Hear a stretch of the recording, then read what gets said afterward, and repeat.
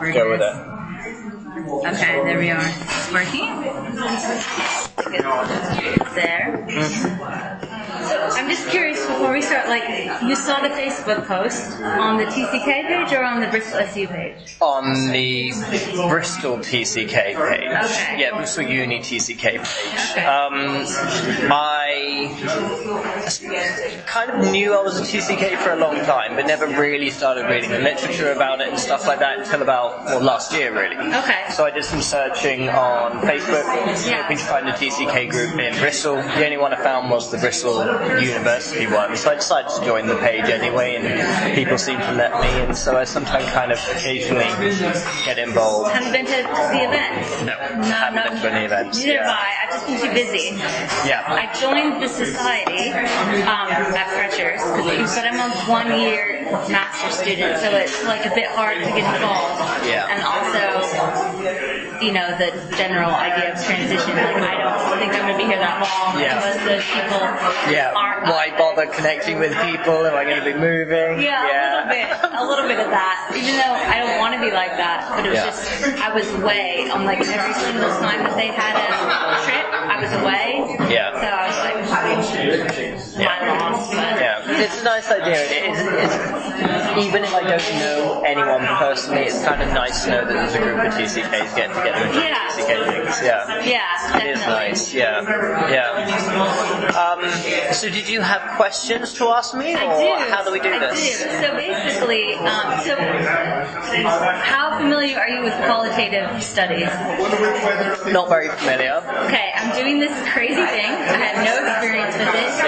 But basically, I'm just looking for your interpretation of your lived experience. And then I'm kind of giving my interpretation of your interpretation. Okay. And through the conversation that we have, which should take, I just have a few questions, kind of just get a sense, almost like a conversation rather than like an interview. And then I'm going to write it up.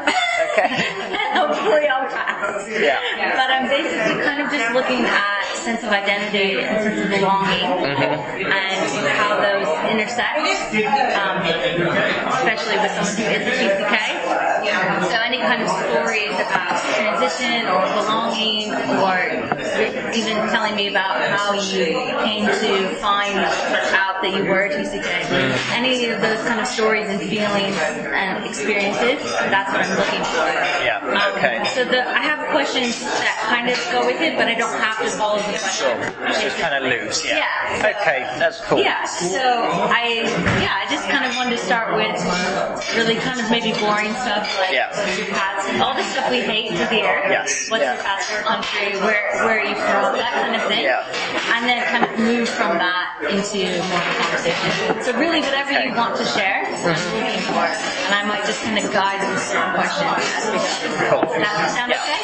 Okay. All right. Well, I'll get into the boring nitty-gritty, the legal things about me.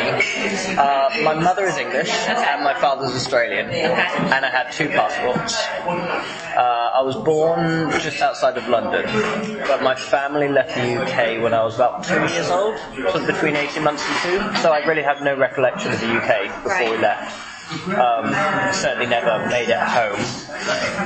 We moved to the Netherlands first of all, and we spent 3.5 years there. So while I was there, I did go to nursery at the British School of the Netherlands for a year, I think. And then we moved again. Well, actually, we lived in 2 different houses in the Netherlands, so there was moving while we were there as well.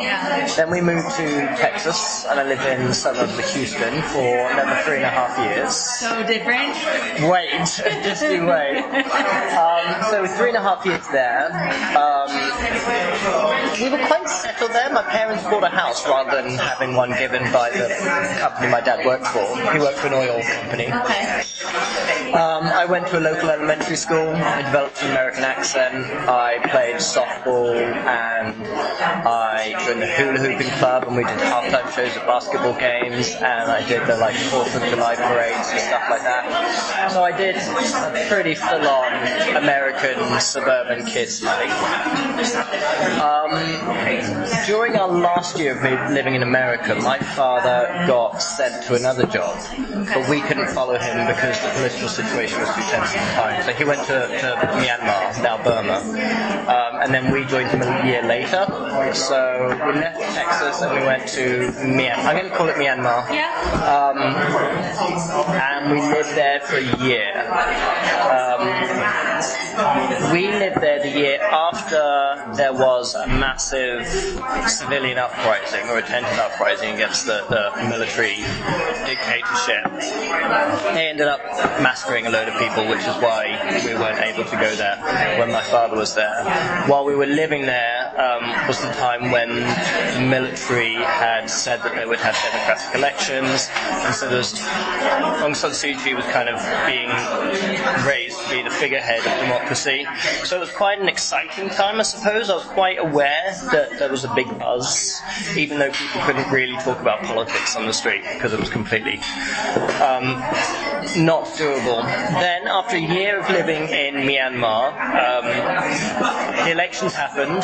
Aung San Suu Kyi's party won, but the military ignored it, put her in house arrest, and that's when America put sanctions on Myanmar, so that forced my dad's company to have to pull out.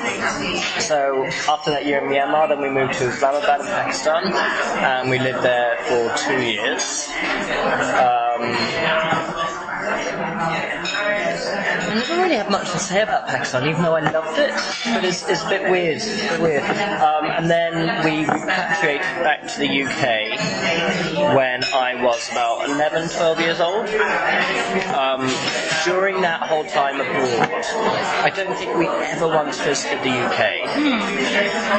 So all of my mother's side of the family are strangers to me. Like, I met them once when we moved back to the UK in my teens, once or twice, but they're complete strangers to me. I don't know who my aunts and uncles and cousins and stuff are. I couldn't name them to you. On my dad's side, we did visit Australia a few times, mostly when we lived in Asia. Because I've got 3 older sisters, and we've all lived in different countries at different times of our lives. Okay. So when we lived in the Netherlands, my eldest sister only went to boarding school in England. We all lived in America together. When we moved to Asia, my 2 elder sisters were sent to boarding school in Sydney. And they stayed there for the rest of their schooling. So it was just me and one other sister in Myanmar and Pakistan. And then we moved to the UK. We came back to the UK as a family, but just me and the youngest of the 3 sisters. The other 2 finished school and started university in Australia and stayed there. They have since kind of swapped and changed around a little bit.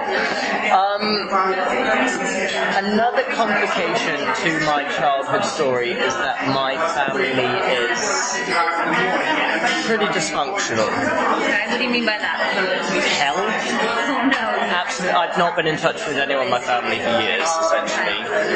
My father was an alcoholic, he was abusive, he was very controlling, he was quite aggressive. He didn't often lash out physically, but used to use a lot of sort of psychological techniques to bully my mother, me, to an extent some of my other sisters, but because they lived abroad, like 2 of them, when they came back it was kind of like my parents put on a face of everything's normal. So I don't have that much of an attachment to my parents emotionally or in terms of their heritage. Obviously I hardly know their families. I was kind of not interested in being part of theirs from quite a young age, I think. So I've always been very, very independent, like independent to a fault. What this has led me to do in my adult life is push away any inclusion of being part of a community. Like, I will not label myself anything that connects me to any other group of people. So I don't really like saying British. I'm not Australian. I'm not religious in any way. I was never raised in a religious environment. Some of my friends were religious, and I'd say, prayers before meals at their houses and stuff, but I'm certainly not religious myself. So I don't feel like I'm belong to any community there. In terms of my cultural identity, I kind of wish I was Asian, I think I felt most comfortable in Asia, most happy in Asia, and I loved international schools because they celebrated the individual. Really, they didn't celebrate countries that people represented, they celebrated the individual. That's what I loved. In my teens, I had the realization that